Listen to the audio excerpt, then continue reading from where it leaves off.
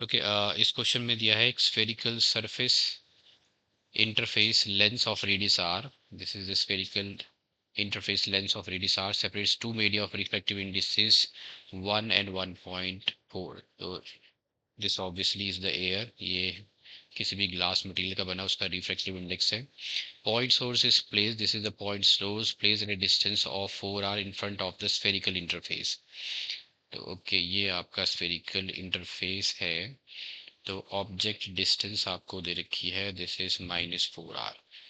Now light will be coming from this direction. इसकी radius of curvature is measured from the pole here. तो जो radius of curvature है उसको हम लेंगे +r of this spherical interface. तो refractive of index of first medium आपको दे रखा है n1 is equal to 1. Second medium of this spherical interface जो कि लेंस है, इसका रिफ्रैक्टिव इंडेक्स है 1.4. Maybe it's a glass. Okay, तो ऑब्जेक्ट डिस्टेंस हमें आ गई, रेडियस ऑफ कर्वेचर को हमने पॉजिटिव ले लिया. नाउ हमें फाइंड आउट करना है, इस क्वेश्चन में आपको फाइंड आउट करना है the magnitude of the magnification of the point charge, जिसके लिए m इज इक्वल टू, जो फॉर्मूला हम यूज करेंगे यहाँ पे, that has to be, magnification के लिए जो फॉर्मूला है that will be, in this case will be refractive index of first medium into the image distance upon the refractive index of second medium into the objective distance. So we have these three variables available. V आपको find out करना है. तो let's consider the refraction at the spherical surface. तो उसके लिए जो formula है हम use करेंगे. How do we write that formula? तो refraction at a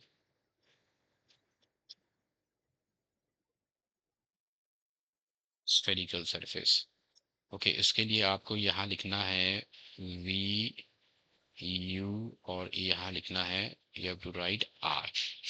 okay, now the refraction, light जो जा रही है वो आपकी इस मीडियम से लेंस की तरफ जा रही है. So it's going from n1 to n2. वो मीडियम जिसका रिफ्रैक्टिव से n1 टू n2 की तरफ जा रही है. तो यहाँ पे आप लिखोगे n2, यहाँ पे n1 और यहाँ कर दोगे n2 minus n1. Now let's put in the values. n2 है आपका 1.4 अपॉन v, n1 था 1 अपॉन u की वैल्यू भी आपको पता है which is -4r is equal to 1.4 minus 1 upon r. Okay, ये माइनस माइनस इधर हो जाएगा plus. So this gives me 1.4 v is equal to, this is 0.4 upon r into नहीं आएगा माइनस.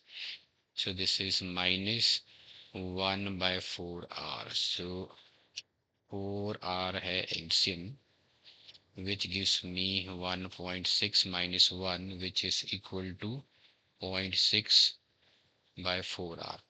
तो 1.4 बाय v,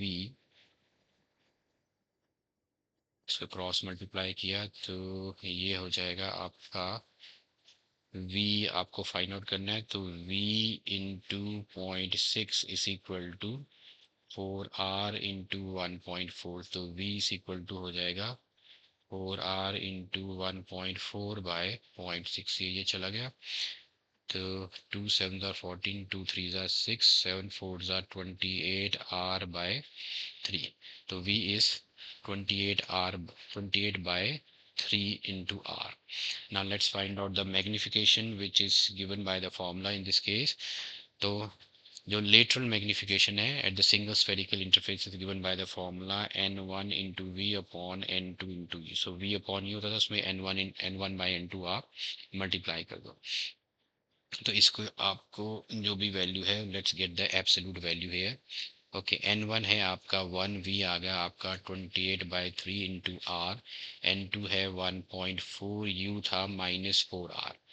सो -4r, r कैंसिल हो जाएगा.